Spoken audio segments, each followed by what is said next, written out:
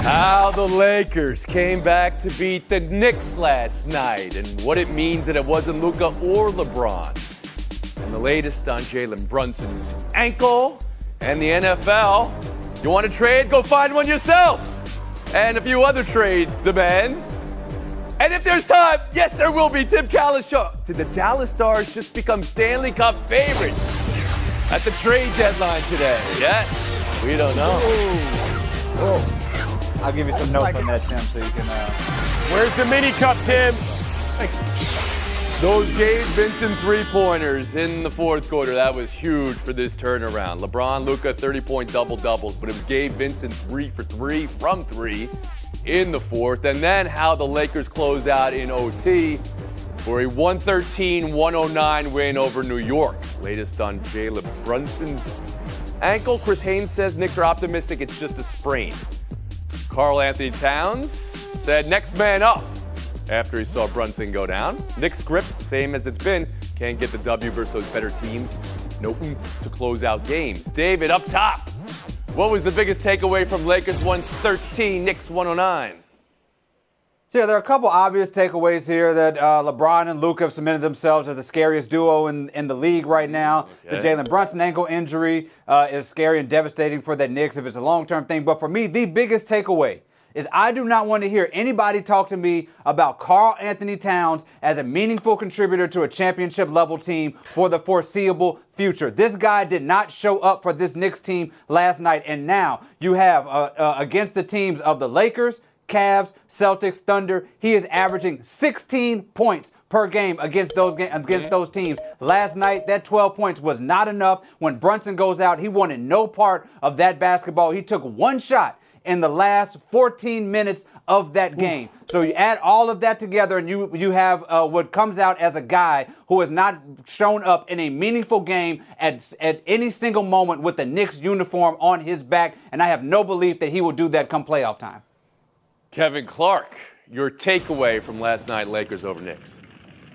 Yeah, first of all, a little unclear on how David Dennis feels about Karl Anthony Towns after that one. We'll keep an eye on that going forward.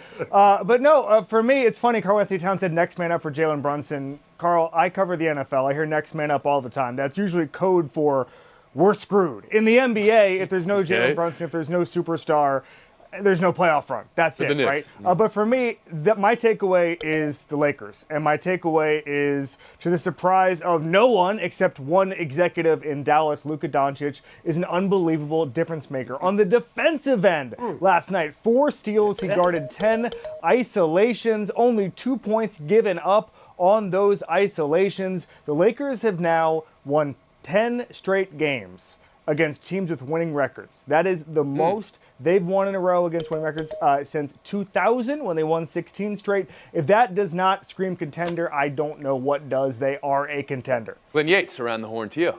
Big time contender. I tell you all the time, Tony, there always comes that point of the season where I say to myself, this is a team that can win the championship, and last night was last night. 33-19 run over the past the final 6:45, including overtime. They completed their first double-digit fourth quarter comeback of the season. And David, those two guys, LeBron and Luka, haven't just gelled. They're only the second pair of teammates to ever have 35-5 in consecutive games, period. They can win it all. That was clear last night. That's what I took away from that. The streak is one thing, but the way it actually looks on the court is another. I'm serious. JJ Redick has his team in fine form. The defense, as Kevin mentioned, is great. Yeah, they can beat anybody. And Tim Kalishaw, take away from last night.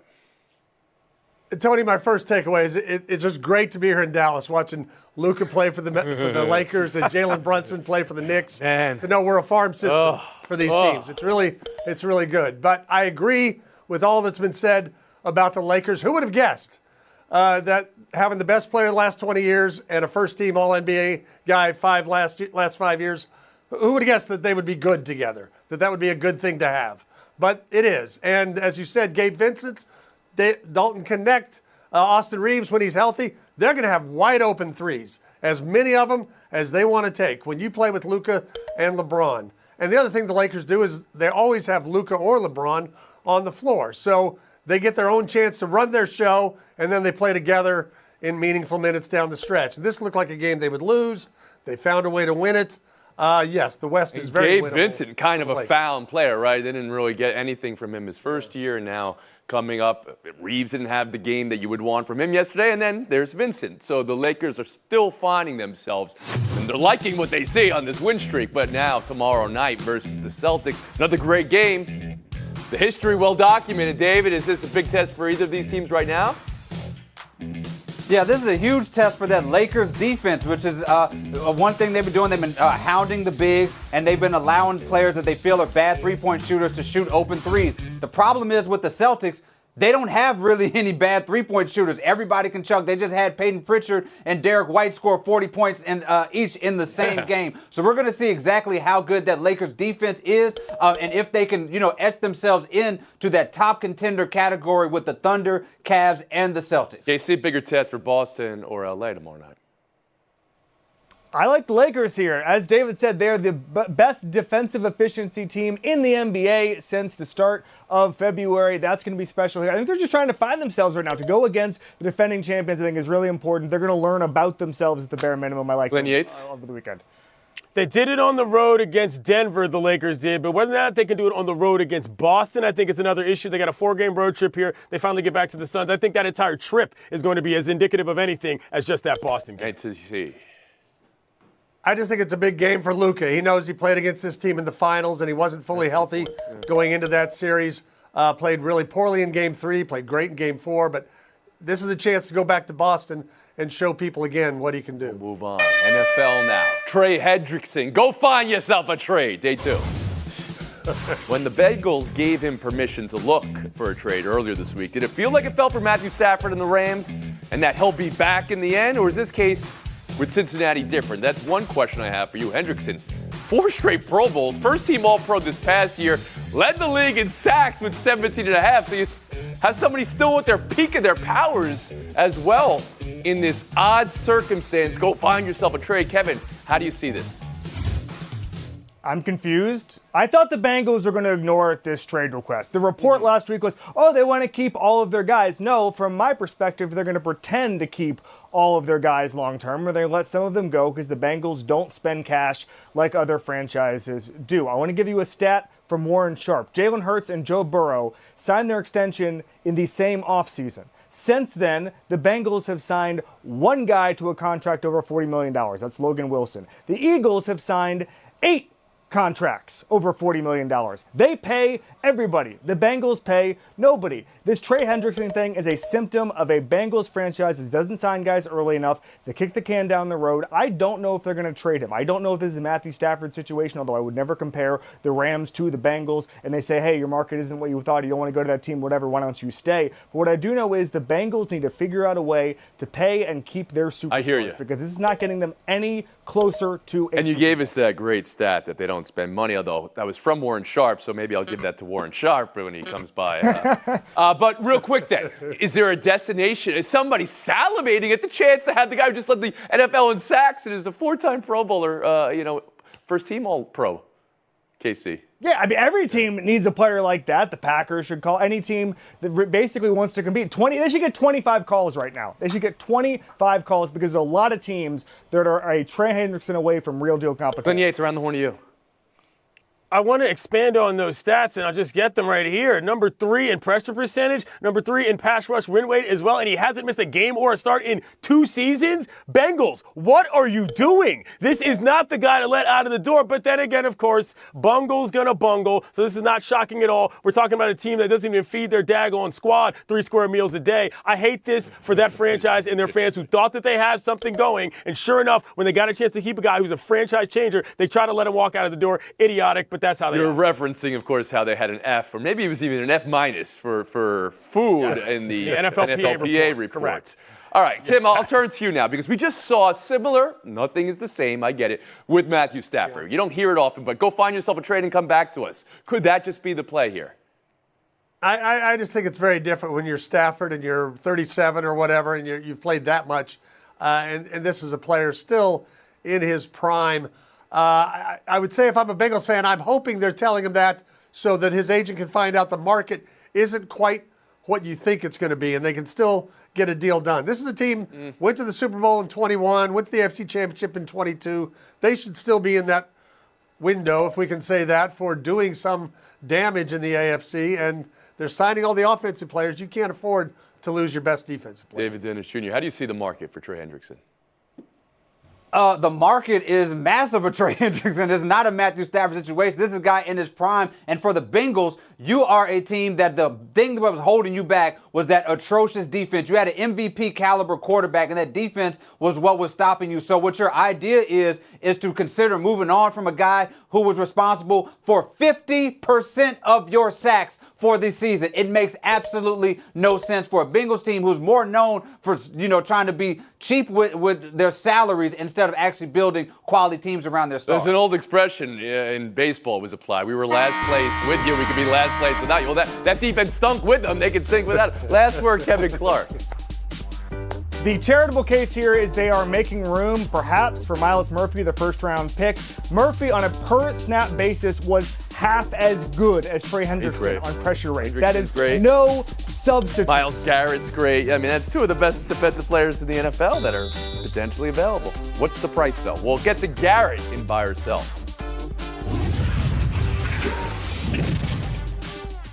A message from the Sonic Department of Research. DK Metcalf trade request day 3. Seahawks say they're talking to a ton of teams, taking offers. Reports that the team wants a first and a third, and that Metcalf will want a $30 million per year in a new contract. He was 25th in the league in receiving yards and 39th in receptions last year. Kevin Clark, what are you hearing? Is there really a ton of teams for Metcalf? Is he still a wide receiver 1 around the horn of you? I don't think for a first-round pick there are many teams at all that are going to be in on this. The demands apparently for DK Metcalf are to go to a contender and to get a bunch of money. I don't think a contender is going to give him a bunch of money. Daniel Jeremiah was on Pat McAfee earlier saying everybody in the league thinks that he's going to go to the Patriots. That's the type of place where the quarterback situation is settled, but you're not going to be a contender. That's the type of team he's probably going to have to go to fulfill the financial part of it. Jackson Smith-Njigba's emergence over the past 2 years, especially last year, has been massive in the DK Metcalf, it's a bad word, narrative. His target share has gone down each of the last 2 years. I don't think the league sees him as an elite receiver anymore. They will not. Oh, my goodness. I wasn't sorry when you used the first one. And I'm not sorry when you used the second one. Two. Band animal I'm style so here. Sorry. David Dennis Jr., around the horn to you. Yeah, this feels actually closer to the Matt Stafford thing than what we talked about before, because I don't think that DK Metcalf is going to go out there and demand what the Seahawks want from him. He's not going to get a first and third, and even personally, nobody that he probably would want to go play for is going to give him the $30 million that he wants. So I would imagine that he's going to come back after finding himself a trade and work things out with the Seahawks, because that's actually where it kind of makes the most sense. Tim Calishaw? 25th in receiving yards last year, and a guy who, by his contract demands and his salary cap this year, is way past being a bargain. I think there are teams, but not contenders, that would like to have him. I can see Pete Carroll saying, come on down to Las Vegas, we'll pay you some of our extra money, and I'll bring you back. I've coached you before, but I don't think a contender is giving up a 1 to go get him. Yates. Ooh, Tony, that was a close call there. I thought we knew there were rules. You step out of line, you get whacked. Thanks for enforcing them finally. But for a guy who was 35th on Pro Football Focus's list of receivers, his lowest since it was 2019, no, I don't think either one of these things are coming. He'll be lucky to get the money. He'll be even luckier to get it on a team that actually is any good, for sure. Buy or sell, too. Now, Myles Garrett. We're at trade request day 32. Here's an update. Browns owner Jimmy Haslam declined to meet with Garrett. Said all meetings should be with GM Andrew Berry. And yes, here we are, day 32, Tim. What does it mean for Myles Garrett, Cleveland Browns? You know, I've said a lot and written a lot about how an organization, the NFL, needs a structure where the owner isn't doing everything. So I have to be careful here. But the owner can, even though the owner respects his GM, to say, I'm not going to meet with my best player because I'm not the one making that decision. I don't get that at all, and you're just souring whatever relationship Myles Garrett has with the Browns. Jr.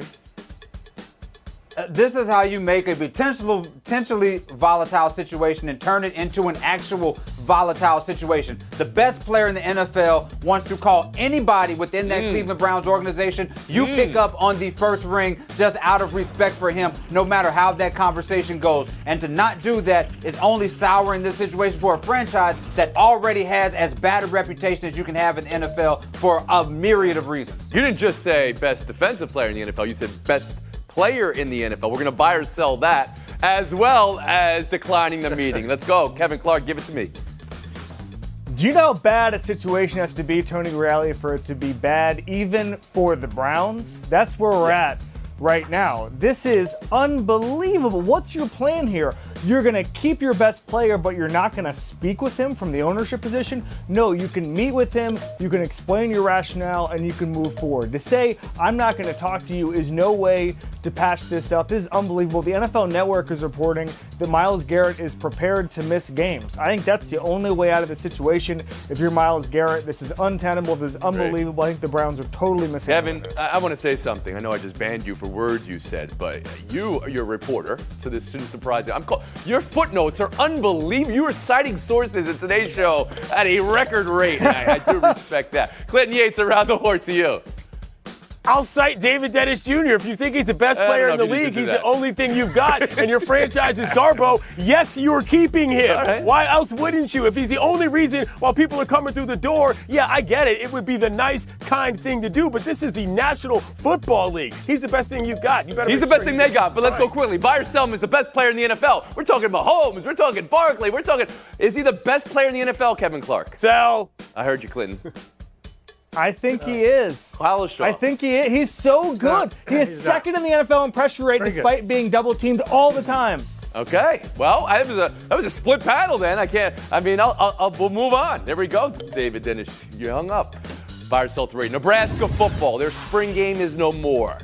They make an announcement they're replacing it with something called the Husker Games, a skills competition, a 7-on-7 simulation, and then women's flag football exhibition. Matt Rule said the reasoning is he doesn't want opposing teams scouting and poaching players. Clinton, what are you buying? What are you selling?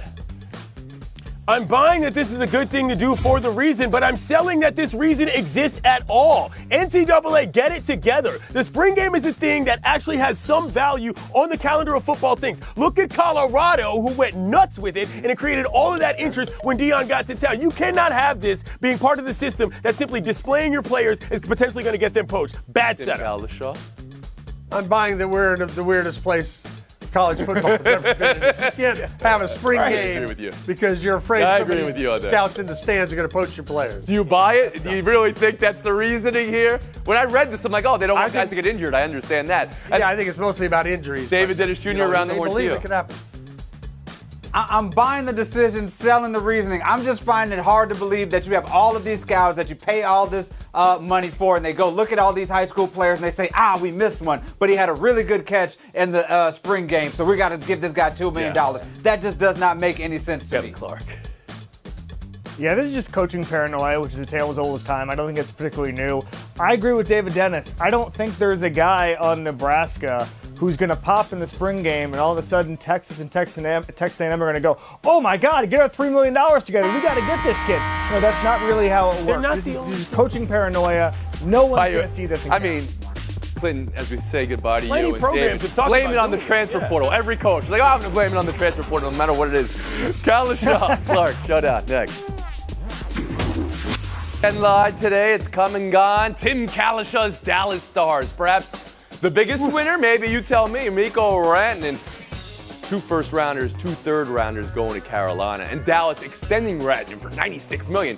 But then, right at the buzzer of the deadline, Bruins sending Brad Marchand to the Panthers. The Panthers, defending champs.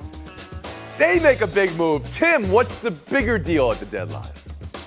Well, Brad Marchand is rehabbing. Rantanen's 28 and he's playing, and so Tony, it's been a while since we hoisted this thing in Dallas and carried it from watering hole to watering hole in our fair city. 26 years to be precise. The Stars are now the favorite on a number of boards, and they should be. The favorite, Stanley Cup favorite after this deal. Jim Nill, GM of the year again. Kevin Clark? Give it to him again. Not so fast, my friend. I don't have any props, but I know the West is a lot deeper than the East. Brad Marchand to Florida. He's week to week with an injury is significant. The conference is wide open for them. They're going to win it again. In the West, I'm still worried about Edmonton if I'm Dallas. Still worried about a team like Winnipeg. Give me the Panthers. Marchand, week to week, cheek to cheek, lick to lick. Kalishaw, is that getting smaller every year? We got 3 months left. It's like going away. It's going to disappear by the time we sign off. I'll give you the point. Showdown, too. Look at this. Cheesesteak milkshake. Miami baseball is trotting it out for an upcoming game. Would you drink this, KC? Another beautiful drug from the city of Miami, Florida. Yes, I would. I've had some Mark Light milkshakes in my day at that ballpark. This is another innovation. I'm never going to question progress. Let's ride. See? That is not progress. Why ruin a beautiful milkshake with an awful cheesesteak? That's not anti-Philadelphia. It's just anti-cheesesteak. They're no good. You don't want to put it in a nice You don't eat cheese? I had you down as a big cheesesteak guy, Timmy. That surprises me. I'm a big guy, but I'm not a big cheesesteak guy. Well, I didn't mean it that way. Take the FaceTime, Tim. Okay, thank you. We're shifting gears here. Spring training is all about what ifs. And the biggest what if in baseball, Jacob deGrom. He's taking the mound tonight for your Rangers out in Surprise. You remember 2 years ago, Rangers signed him 5-year deal. Instantly won a World Series. He had nothing to do with it. But this year, 22 starts for a healthy Jacob deGrom.